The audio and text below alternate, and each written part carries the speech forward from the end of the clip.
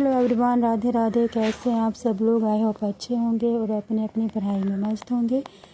तो मेरे new blog में आप सबका वेलकम है। और हम आपको बता दें, जो हमारे न्यू व्यूवर्स हैं, हम बिहार बीपीएससी टीआरई 4.0 एग्ज़ाम की प्रेपरेशन करते हैं और इसके साथ ही बिहार एसएससी सीजल 4 की भी प्रेपरेशन करते हैं। अगर मैं आप लोगों के साथ अपना डेली स्टडी रूटीन शेयर करती हूँ। तो मैं इस टाइम में अभी सुबह में पढ़ रही थी घटना चक्र की बुक, जो मैंने PYQ मंगाई है, प्रीवियस ईयर की जो बुक है। तो इससे पहले इस बुक को PYQ लगाने से पहले मैंने इस हर एक चैप्टर के 2-3 टॉपिक लिए थे। आज फिर से हिस्ट्री के, पॉलिटी के और साइंस के। तो मैंने उन्हें पहले अच्छी तरह से उनका थ्योरी पढ़ा था। क्राउन की बुक से जो लूसेंट की क्राउन आती है, उससे थ्योरी पढ़ने के बाद फिर मैंने इसके क्वेश्चन आंसर्स लगाए घटना चक्र की बुक से।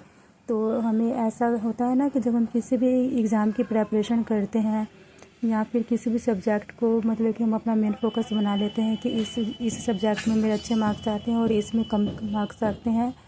तो मैं ऐसा करती हूँ कि पहले जो मेरा सब्जेक्ट वीक होता है, जो चैप्टर्स मुझे समझ में नहीं आते, पहले मैं उनका थ्योरी अच्छी तरह से पढ़ती हूँ, समझती हूँ। और फिर से अगर फिर भी मेरा ना क्लियर हो तो मैं यूट्यूब पर सर्च कर जो टीचर्स मुझे अच्छे लगते हैं, मैं उनके वीडियोस देखती हूँ, शॉर्ट नोट्स देखती हूँ। उसके बाद फिर मैं उसका PYQ लगाती हूँ और फिर मेरे क्वेश्चंस जो हैं वो बनने लगते हैं।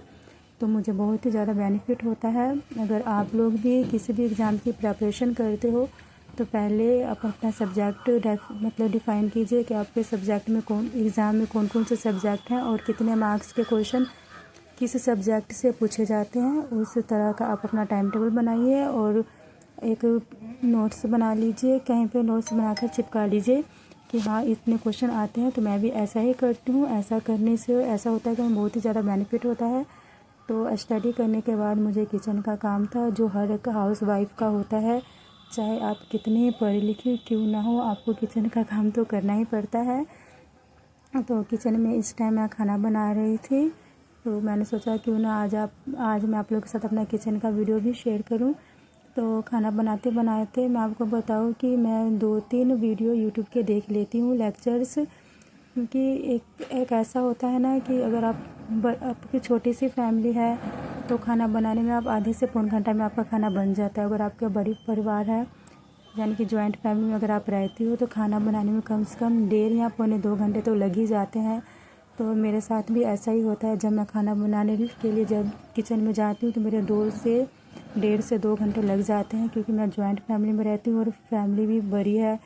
तो खाना बनाने में टाइम लग ही जाता है। कम से कम पौन घंटा तो मुझे रोटी बनाने में लग जाती है सबके लिए।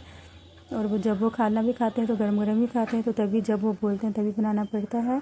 तो मैं कभी अपने काम से पीछे नहीं हटती या किसी को नहीं कहती कि आप मेरा ये काम कर दो। और फिर ऐसा मैं इसलिए करती हूँ कि किसी को अपना काम करने के लिए नहीं कहती, क्योंकि मुझे होता है कि मैंने अगर किसी को कहा मेरा ये काम कर दो या आप खाना ही बना दो, अगर मैं अपनी जेठानी को भी बोलूँ तो कहीं बाद में वो मुझे ताने ना मारे कि हाँ तुम स्टडी कर रही थी, ऐसे कर रही थी, तो मैंने तुम्हारा ये काम किया, खाना बनाया। ये मेरी सासू माँ है। तो इस टाइम ये भी नहा कर हाथ धो ली थी मेरी सासू माँ आज जल्दी ही। तो ज़्यादा मैं इनका मतलब कि वो नहीं करती, ध्यान उनका नहीं ज़्यादा मैं दे पा रही हूँ अभी, क्योंकि मैं स्कूल भी जाती हूँ पढ़ाने। किसी दिन मैं आप लोगों के साथ अपना स्कूल का भी वीडियो शेयर करूँगी। तो ये नहा ली थी आज माता जी और मेरी छुट्टी थी, तो मैंने इनका आज किया, बाल बुल बांध दिए थे, सिंदूर वगैरह कर दिया था, क्योंकि ये खुद नहीं कर पाती हैं। आप देख रहे हैं वीडियो में कि इनकी उम्र ज़्यादा हो चुकी है और इनकी तबीयत जो है वो ज़्यादा ख़राब भी रहती है। तो हमें इनका बहुत ही ज़्यादा केयर करना पड़ता है माता जी का। तो इतनी बड़ी फैमिली में रहने के साथ साथ मैं स्टडी कर रही हूँ और अपनी फैमिली को भी मैनेज कर रही हूँ। तो मुझे कहीं ना कहीं और भी ज़्यादा कॉन्फिडेंस मेरे अंदर आता है कि मैं क्यों अपनी स्टडी को छोड़ूँ, मुझे स्टडी करना है और अपने लिए एक गवर्नमेंट जॉब हासिल करनी है, ताकि सबका सपना पूरा हो सके। मैं खास करके मेरा खुद का सपना जो मैंने देखा है। तो आप लोग भी जॉइंट फैमिली में रहते हुए स्टडी कीजिए, टाइम को मैनेज कीजिए। हमें टाइम खुद ही मतलब कि सेट करना है कि मुझे किस टाइम में पढ़ना है और क्या करना है।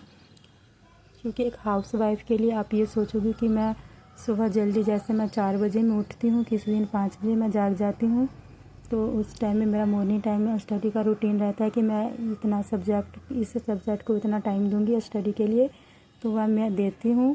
पर आज मैं सुबह उठी थी, सच बताऊँ तो सुबह 6 बजे। आज मैं मॉर्निंग टाइम में नहीं उठ पाई थी, लेट हो गई थी, तो मैंने मॉर्निंग में स्टडी नहीं की। सिर्फ मोबाइल से ही खाना बनाते बनाते मैंने 2-3 वीडियो देखे थे। तो आप हाउसवाइफ हो तो ऐसा भी कर सकती हो कि जब आप खाना बना रही होती हो, ज़्यादा टाइम आपका किचन में चला जाता है 1.5 से 2 घंटे, तो उस टाइम भी आप अपना मोबाइल से यूट्यूब वीडियो से, जो टीचर आपको पसंद है, जो यूट्यूब पे क्वेश्चन आंसर्स करवाते हैं, आपको समझ में आता है जिनका, उनका रिकॉर्डेड वीडियो जो आप ब्लूटूथ या हेडफोन लगाकर सुनते रहिए। ऐसा करने से हमें बेनिफिट ये होता है कि हमें पूरे क्वेश्चंस तो याद नहीं होते, लेकिन कुछ क्वेश्चन होते हैं जो हमें सेट हो जाते हैं दिमाग में। क्योंकि 2 घंटा वेस्ट करने के बजाय किचन में हमारा इसके साथ साथ स्टडी भी हो जाता है कुछ ना कुछ। तो मैं ऐसा ही करती हूँ कि किचन के साथ साथ मैं मोबाइल भी अपने पास में रखती हूँ हमेशा, और खाना बनाने के साथ साथ अपना वीडियो भी टीचर्स का देखती रहती हूँ स्टडी वाला, और स्टडी करती रहती हूँ और खाना भी बनाती रहती हूँ। ऐसे मैंने अपने सीटेट के पेपर में भी किया था, और मुझे बहुत ही ज़्यादा बेनिफिट मिला था। जब मैं किचन में खाना बनाती तो उस टाइम में मैं ज़्यादा यही करती हूँ कि जो मैराथन क्लास होती है किसी भी टीचर्स की या किसी भी सब्जेक्ट की हो, तो मैं उनका मैराथन क्लास लगा कर रख लेती हूँ किचन में, और खाना बनाती रहती हूँ और उनका वीडियो भी देखती रहती हूँ। तो आज के लिए बस इतना ही। तो मैं यही कहूँगी कि आप लोग अपनी स्टडी पे कंटिन्यू रखिए और